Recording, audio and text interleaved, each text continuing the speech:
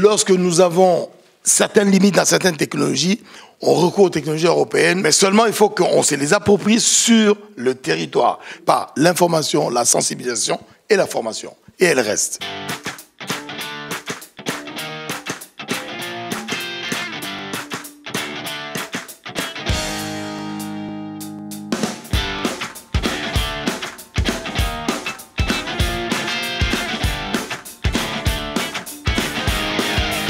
Nous, dans le bâtiment, nous sommes un peu plus focalisés sur les devis, le travail. Je commence à apprendre, parce qu'effectivement, j'étais aussi fermé.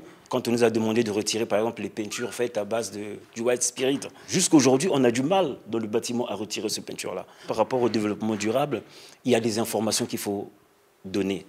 Il y a des chefs d'entreprise dans le bâtiment qui n'ont pas d'informations. On construit comme si c'était il y a 30 ans. Donc le problème, c'est la formation qui ne suit pas aussi. Il faut inclure les gens de la région.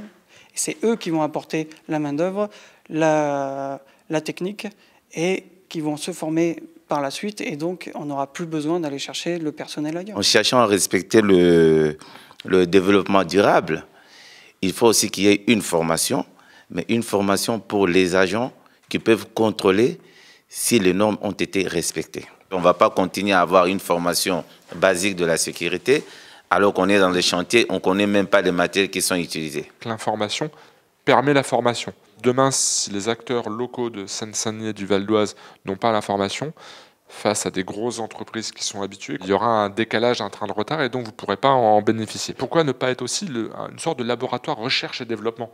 C'est-à-dire, pourquoi ne pas dire, en matière de construction, nous allons pouvoir anticiper, parfois créer ce qui demain deviendra la norme ou la référence chez d'autres, mais le commencer chez nous. 10 ans, c'est demain, mais 30 ans, c'est vraiment 2024, 2050. Il ne faut pas qu'en 2050, on soit obsolète.